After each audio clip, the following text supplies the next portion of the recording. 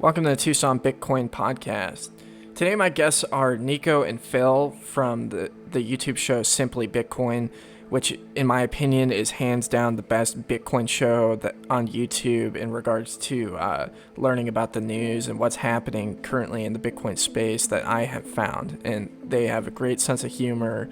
They really know what they're talking about, and it shows. It's not like these other channels where they just go down the list of altcoins, to try and pump, and it's not about these things going to the moon. It's a lot more about Bitcoin and its philosophy, which is something that gets me really excited, because I think that's a really important part about Bitcoin is that we're looking to really change the monetary system, not necessarily just to get rich on these scams like a lot of people are promoting right now. But yeah, we had a great conversation about Bitcoin, about why they chose to only cover Bitcoin and not the altcoins, and also just about the philosophy of Bitcoin, where it's going in the future. So I hope you enjoy this conversation, and definitely go check out and subscribe to their channel.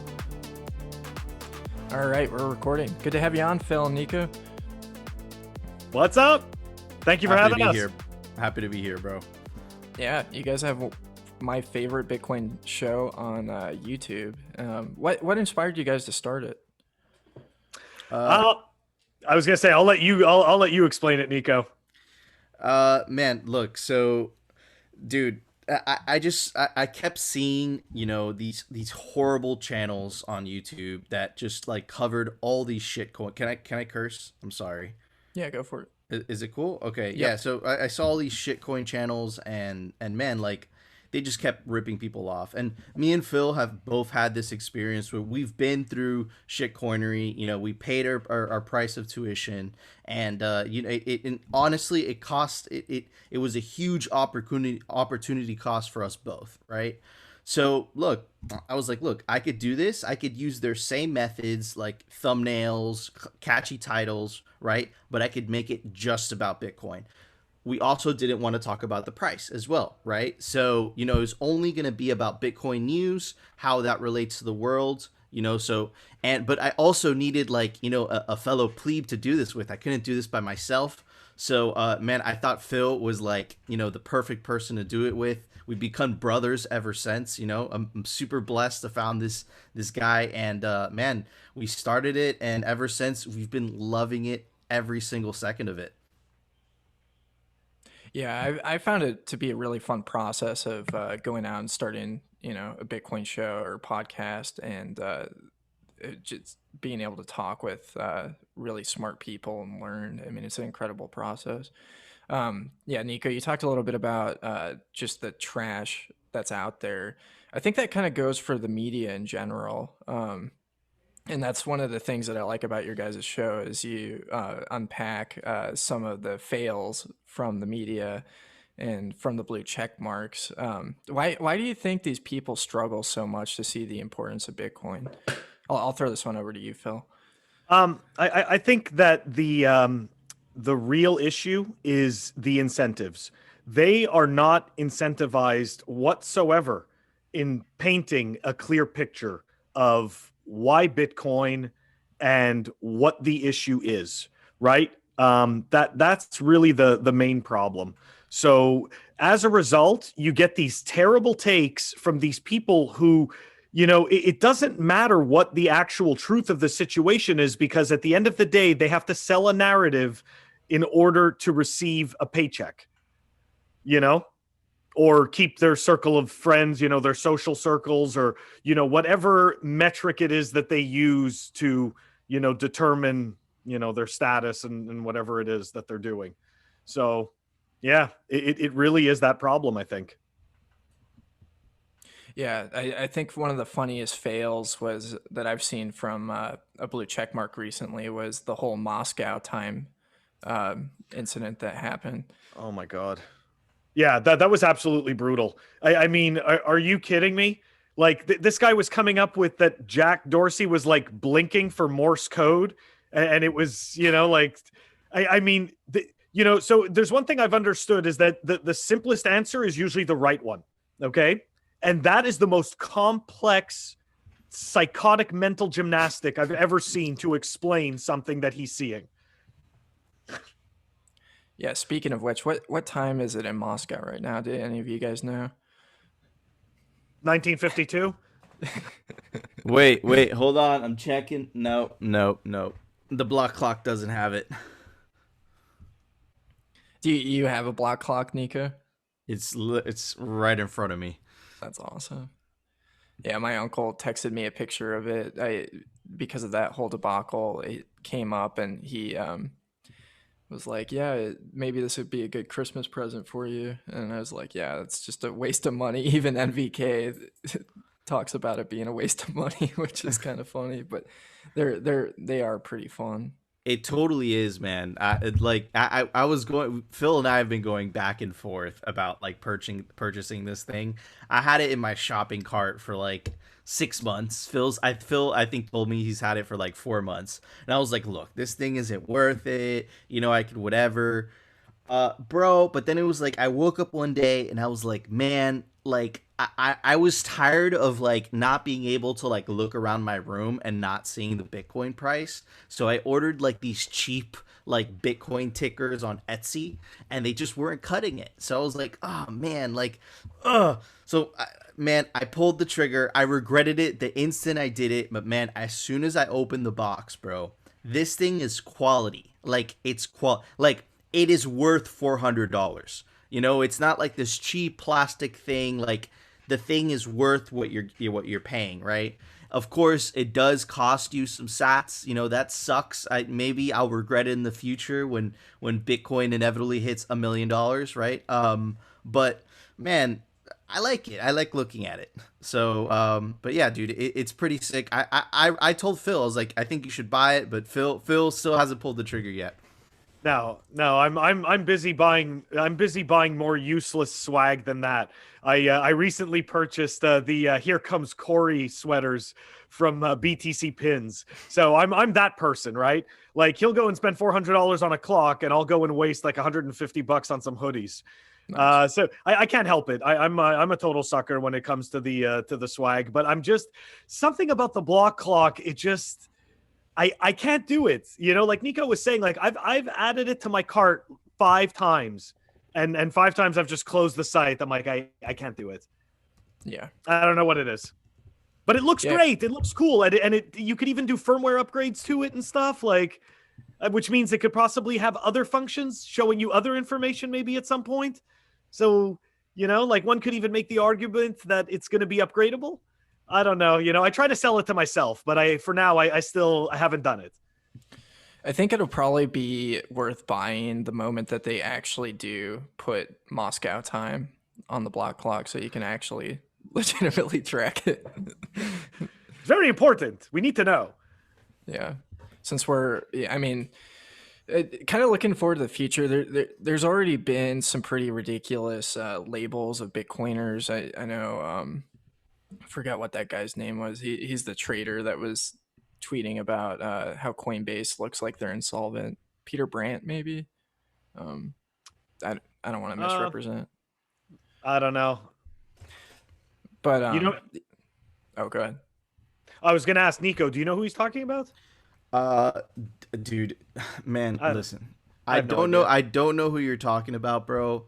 But no, Coinbase is an insultant, and I'm so sick and tired of the mainstream media narrative. Exactly what you were talking about before, and opinions from blue check marks and older people. If you ask anybody under the age of, let's say, 50, right? If they don't work in an industry that Bitcoin completely disintermediates, they either love Bitcoin or they don't have Bitcoin or they don't understand Bitcoin, but they don't have a negative opinion about it, right? So, man, I used to care about that, but now I've gotten to this point where, dude, Phil and I, bro, we've been through hell and back. We survived a bear market, okay? It was a bad bear market. I remember my my portfolio, like it hit a level where I was like, I had to go back to work. I had to go back to work in real estate. I could no longer maintain myself in just working in Bitcoin mining or hosting people's miners, right? So but I was determined, and I knew, like, I believed in Bitcoin so much, right? So I could care less, man. Like, I'm at that point. Phil, maybe you feel differently, but personally, I'm there. Um, I mean, look, to your point right at the beginning, as much as I hate Coinbase, okay, as much as I think they're total garbage, they are not insolvent. Like that, they just aren't. And the mainstream media, the I I'm always afraid of what they're telling people because they are so incredibly wrong and they consistently have the worst takes on Bitcoin. And it's really scary, right? Because like they have to tell you to trust them. Like think about it, right? Like when you watch CNN, they tell you that it's the most trusted source in news. If it was, then they wouldn't have to tell you. Like they always have to remind you, so they constantly do this, and it's that messaging that sits there, and you sit there and you go, "Oh, I can trust them," but you can't. They have no fucking clue what they're talking about, and it's really scary, right? And to a certain extent, like if you were listening to people like Peter Schiff, and I know he's kind of contrarian, he's not considered entirely mainstream media, but if you were listening to people like Peter Brandt, you were also steered in the wrong direction. A lot of mainstream people when it comes to Bitcoin, because again, Bitcoin doesn't serve their narrative. So that's what those people require. And they require things that serve their narrative. And it just it doesn't Bitcoin doesn't work like that, right? It marches to the beat of its own 10-minute drum. So hey, there you go. Too bad. It won't fit your narrative. It does its own thing. And as a result, it makes enemies. These people, they just become enemies of Bitcoin because they sit there and they give a ton of misinformation and they mislead people. People get wrecked horribly, and a lot of them unfortunately get scared off. Yeah, I think I just wrote an article about how Bitcoin has a lot of similarities to the advent of the printing press and looking at the potential disruption that it will have on society as a whole. So, like, if you look at prior to the printing press, the Catholic Church had a monopoly on all information. They were the only ones that could read, they were the only ones that could write. Creating books was very difficult because you had to handwrite literally everything, and the paper was expensive, and all of these things. And the printing press came about, and one of the first things that they did was translate the Bible into people's languages so that they could read it themselves, determine their relationship with God, and without these trusted third parties being the Catholic Church to like essentially dictate what God is to them. And the Catholic Church was abusing people in all sorts of ways. Like, you look at what started the Protestant Revolution, they were like, give us money or else you'll be stuck in purgatory. And for people, that's pretty high stakes, it's like, um, yeah, so the Catholic Church was very abusive over um, the individuals in their parishes, where you essentially blackmail people to steal their money or else they have eternal damnation. And I feel like the fiat system is, pretty similar today. It's getting a lot worse with the financial censorship. Um, and as content creators, I think we all have to be, pretty aware of the censorship. Like YouTube's getting pretty bad.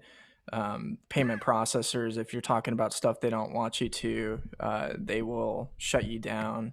We saw it happen with WikiLeaks. This week, Steven Crowder got taken off of YouTube. I'm not a big fan of him, but personally, but it's just interesting to watch these things happen. So I think Bitcoin as a disruptive technology could definitely be equal to the printing press in the way that it takes something away. It takes powers away from the elites to just control and manipulate individuals, like we see today with taxation and control of information and all of these other areas. So yeah, what do you guys think about the censorship going on right now?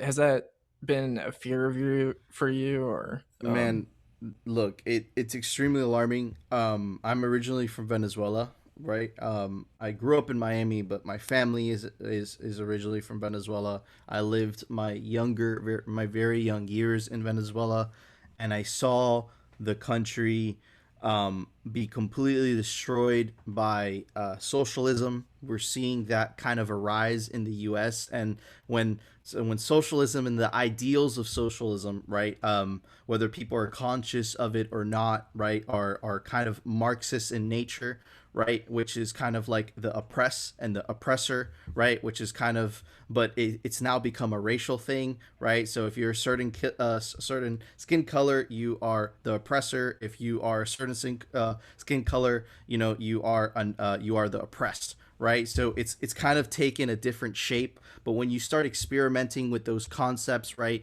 you'll start to see the beginnings of censorship, of totalitarianism, right? It's very scary. I look, as a fellow YouTuber, I love not, of course, not all the things that Steven Crowder says in his show. I do watch his show because I do lean like that politically, but I do think that it's important that on YouTube and all these platforms, there's a dissenting voice, right, to the other side, to the mainstream narrative, right? It's very dangerous that if you disagree, with the WHO, but you are like a doctor of Harvard, like we reported the other day on Simply Bitcoin, you get censored. You literally get called a liar, right? And as history shows us, the moment that you start censoring something, it doesn't end very well. And unfortunately, I think America is going down that path. But look, this is why Bitcoin is important, right? And this is also why Bitcoin's going to become a major target, right? Because the fact that you can't censor it definitely pisses off a lot of people, but it also gives people the ability to not also vote with their wallet, which is very important, but also vote with their feet. So unfortunately it's very scary times. It's the fourth turning, but it's also very exciting times. Let's see what the future holds. Yeah. I could add a little bit to that as well. You know, when the car first came out, right? The people that were using the horse and buggies and that were doing that as a business, obviously were very much against the cars, right? So because it now takes away from their business. And the other piece to that is that um the same type of thing happened with other technologies, okay, along the way. Okay. When you look at the internet, like I remember growing up in the 80s and 90s, where if you use the internet with like a 56K modem, which at its time was like peak technology. Okay, you had a 56K modem, you were ripping. I mean, you were downloading 5 megabyte images in like 18 minutes. I mean, this was sick, like so. But again, right? No, everybody laughed and said, "You're never going to stream video. This is never going to happen. We're never going to stream video. We're never going to do all of these things." Okay. I still remember on our phones, okay, when you first got a browser on your flip phone, okay, everyone laughed and was like, why would you waste your money to pay for a data plan? You're never going to be able to do anything on your phone. Look at us now, okay? So this is the same type of thing, like the same way that electricity revolutionized every single thing that we can do, like after electricity, the internet, right, was born. I mean, let's be honest, I don't think we'd have the internet without electricity. So if you take a look at the internet, right, people didn't really think, like at the time, it was used for, the majority was used for email, and like browsing websites, which was a horrible experience, and like message boards and stuff like that.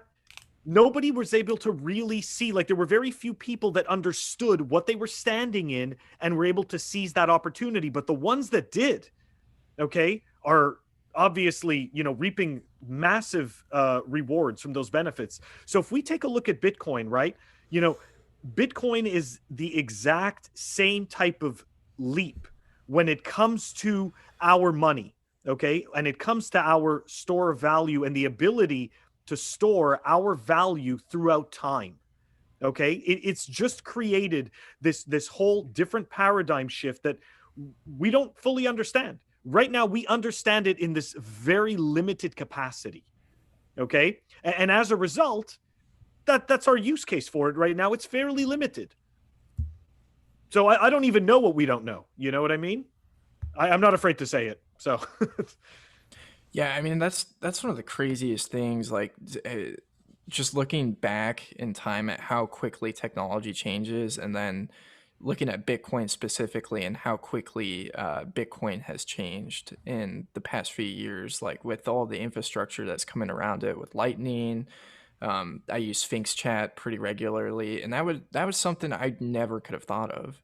Is to put a podcast on a app and have the listeners stream me sats, and what that could change. I mean, one of the dreams I have is like a music app like that where content creators can put their music on instead of having to deal with these record labels, just get sats directly streamed to them from the user. But yeah, the possibilities are pretty endless. And yeah, it definitely is a mind-boggling thing to think about for sure. And I mean, it is we have shows, to talk specifically dedicated to Bitcoin because we think it's such a big deal. I think it's the biggest thing I've seen in my lifetime. And it's interesting you mentioned, Nico, voting with your feet and voting with your wallet. A lot of people coming from Venezuela, Bitcoin's one of the only ways that they can actually leave with wealth. And that's a story that I've been seeing pop up in Twitter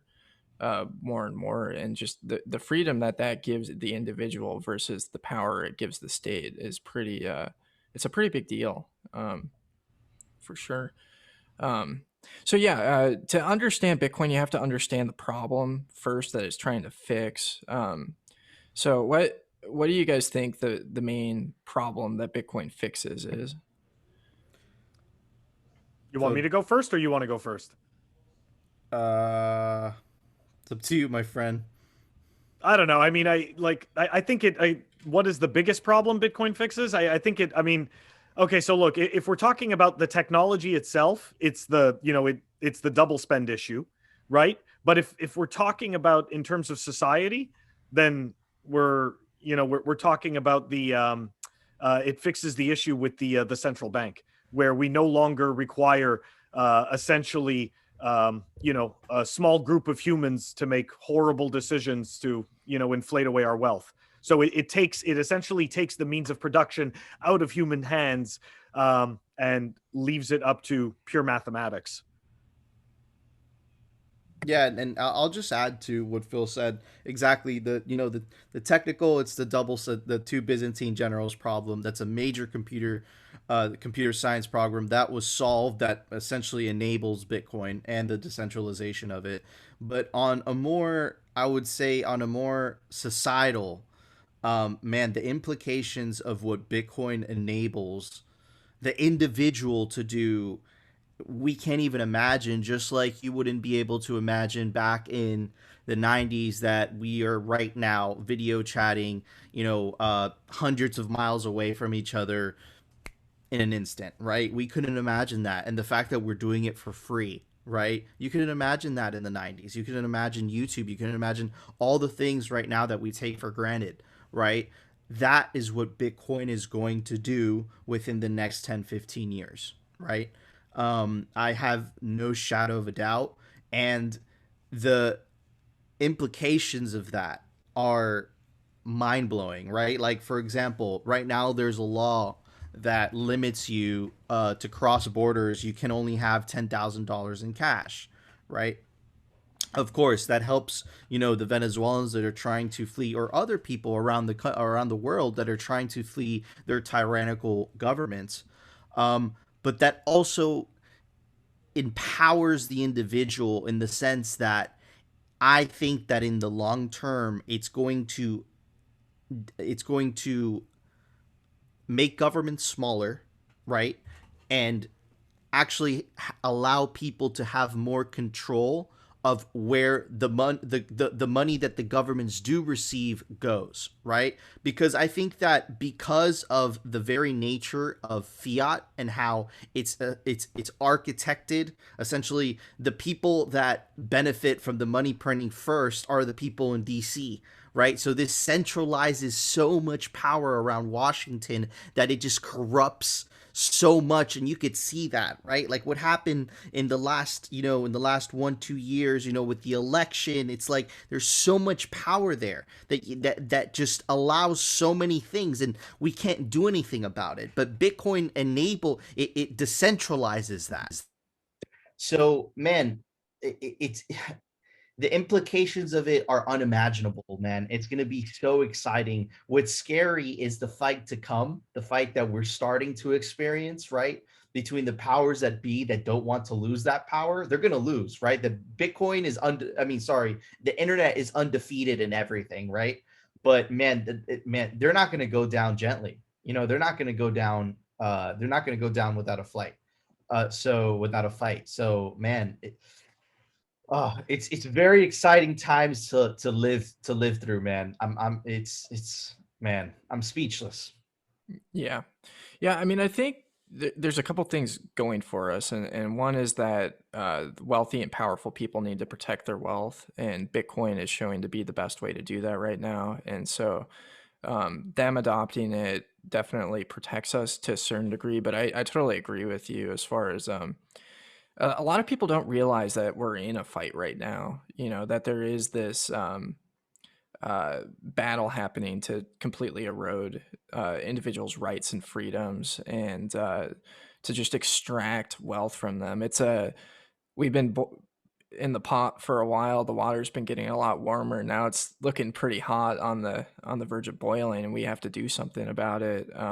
And yeah, I see Bitcoin as the best way to do about that, because like if you look at the Federal Reserve, it undermines society all around. I mean, you look at the bailouts in 2008, and it's just like these people can commit massive fraud, totally screw everybody over, and they get rewarded for it. And that's our system, whereas like normal people just get left out to dry. It's just incredibly insidious and horrendous.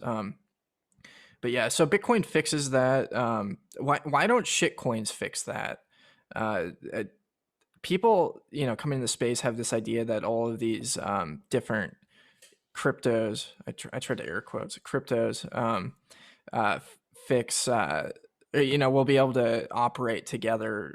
Why do you think that's not the case with shitcoins? I'll take this one, Phil, from the miner perspective. Okay, so look, fact is that Bitcoin is more thermodynamically superior than any other cryptocurrency on the planet. It's not even close, right? The amount of computational power, like physical computers around the world in a decentralized nature, that is backing up the Bitcoin network is why would you want to use a cryptocurrency? What's the only reason of using a cryptocurrency? For its decentralization and immutability, right? I know that if I sent you a Bitcoin, no matter if it's $100 billion transaction, and I sent it to you, right? And the U.S. government was like, no, we can't do that, right? We can't allow that to happen. I could send it to you no matter what. And if the moment it's confirmed, right, one time, to be safe 3 times, that's forever. It's forever there. They can't do anything about it, right? You saw a real life example of this with Arthur Hayes the moment he got arrested, he was in another country, but the U.S. government, basically wanted to arrest him because BitMEX broke some laws. BitMEX continued to operate like nothing ever happened, right? So you could see that it makes the state powerless, right? And I forgot what I was saying. I forgot what the main topic was.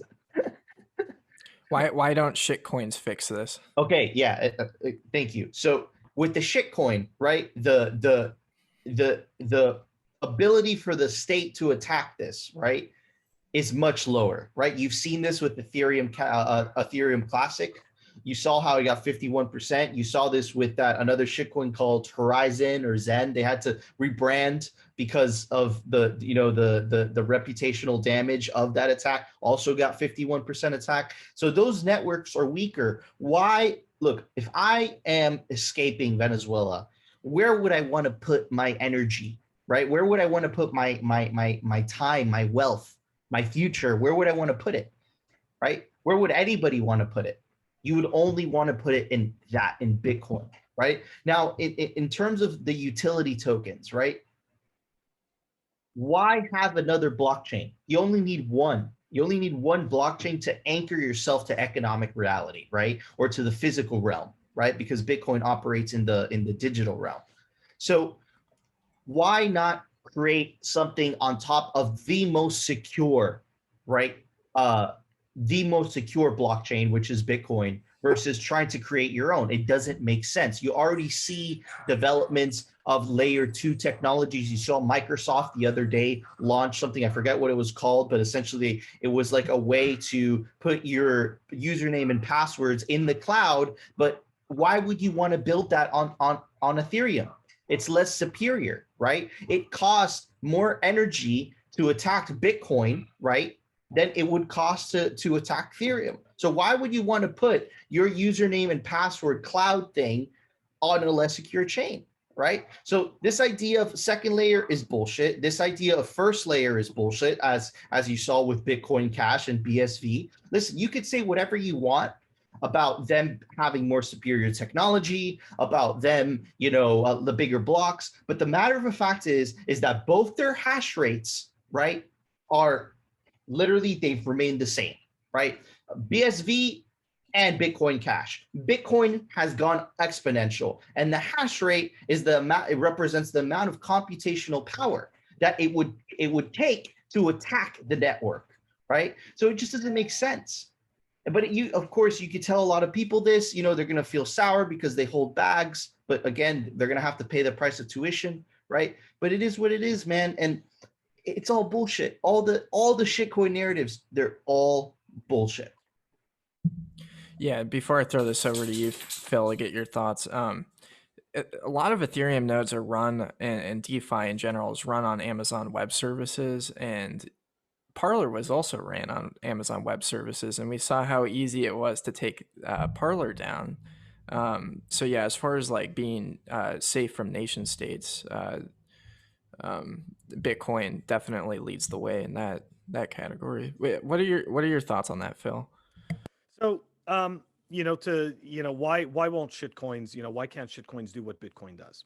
So, first of all, although some people don't like to discuss it or explain it this way, Bitcoin has an immaculate conception, okay? Bitcoin was actually born of an actual societal need, a need for hard money, okay? So the idea that a shitcoin, which is created most of the time by, one person and is managed by a small group of people, most cases managed by a corporation, okay? If Bitcoin fails, right, why would this lesser quality product, right, that has a central point of failure, why would this take its place? It wouldn't.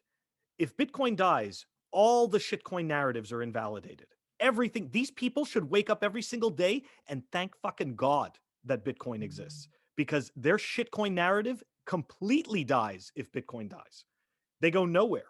Why do you think it's like, why did what's it called, like DigiCash and eGold and all that stuff, why were they all shut down? Why were they stopped?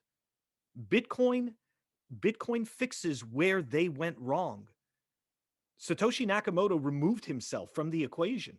And as a result, we have this headless, essentially this headless monetary octopus that can't be stopped.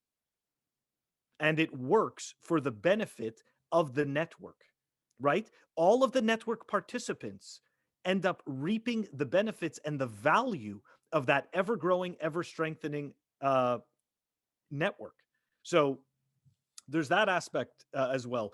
The other piece of it is, okay, so when it comes to the shitcoin narratives, we get fooled by a couple of things, right? We get fooled by what I like to call the partnership parade. That's something I kind of thought up, like from all of the shitcoining that I did. Every single shitcoin has this, okay?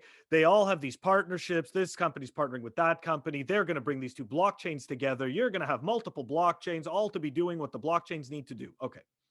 So at the end of the day, most, if not all, of these utility tokens, they don't require a token to actually provide the service or technology that they are using. Okay. They don't need a specialized token to do it. They could just use Bitcoin. But the problem is that their narrative, right? It doesn't live without a shitcoin to fund it, because nobody in their right mind is going to fund another app that does decentralized storage. Like, nobody gives a shit. Okay. A decentralized storage doesn't need its own special money. It just doesn't. You can have decentralized storage and pay the person in Bitcoin, or you could pay them in shitty fiat. It doesn't need its own token.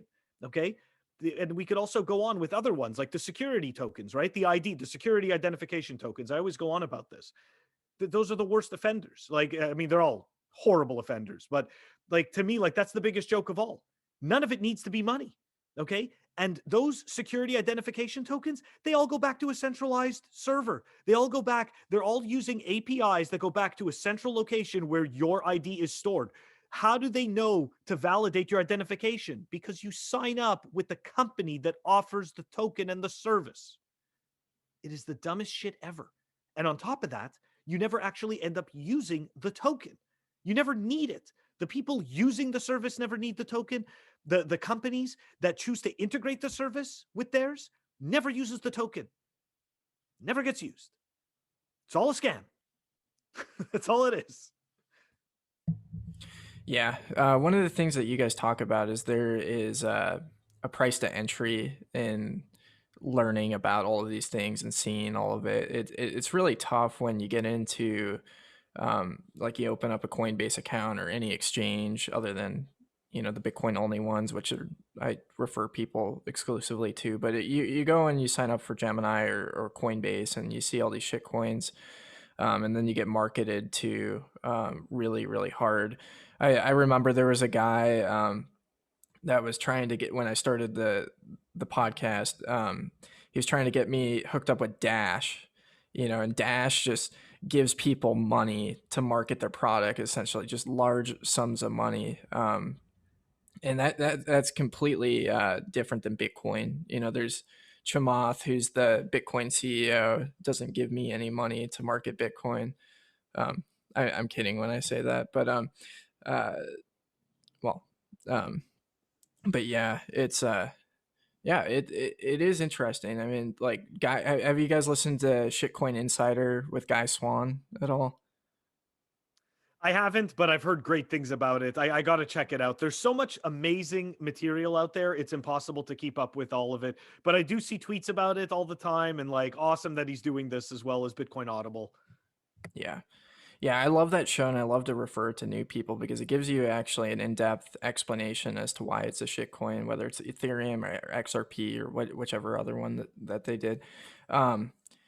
So yeah, so somebody might be listening and they might be a little bit offended at this point. Why are we not like just Bitcoin cultists?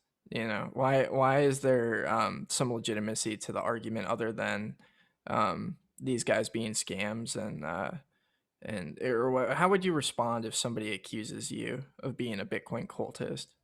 I would say I am a Bitcoin cultist. And I could care less what the hell you think of what I am, I believe that Bitcoin is a better money. Bitcoin isn't like a religion based on it isn't a theology, it isn't based on a God, right? It's just, it's a better money that incentivizes better behavior. And there's this age old adage in Bitcoin that says you don't change Bitcoin changes you. And yeah, man, like, and you see that, right? It makes you value independence and personal responsibility. And yeah, man, and fiat does the exact opposite. So I wear the badge of, I guess, being labeled that, because I don't consider myself that, but I know what it entails when someone says that, but yeah, then I wear it proudly. I'm a Bitcoin cultist. I think the shitcoiners misunderstand what Bitcoin, or toxic Bitcoin maximalists are. Okay, they, in some cases we get accused of being cultists, right? But at the end of the day, you know, it has nothing to do with Bitcoin. It has to do with freedom maximalism. Okay, and it has to do with choosing the most superior sound money way of storing your value and being able to transact, and the censorship resistance, right? So there is nothing else on this planet that can do what Bitcoin does for our time value storage. It simply does not exist. And the reality is that Bitcoin is the best at doing that. So, the same way that the fiat system was destroyed by Bitcoin, we would need a system that is more perfect than Bitcoin to destroy it. That would be required if it needs to come into existence. But there is no need for it to come into existence. Bitcoin offers all of the correct incentives, along with the philosophical and economic aspects. So right now it is completely the perfect specimen. Like that's the reality of it. I think this is what people like misunderstand about Bitcoin, right? It has a lot to do with the philosophy of Bitcoin. We want the soundest money. Gold was not the soundest money. Everybody can fake it. Okay, nobody has to move it to say that a transaction happened. Like, there's too many problems with it.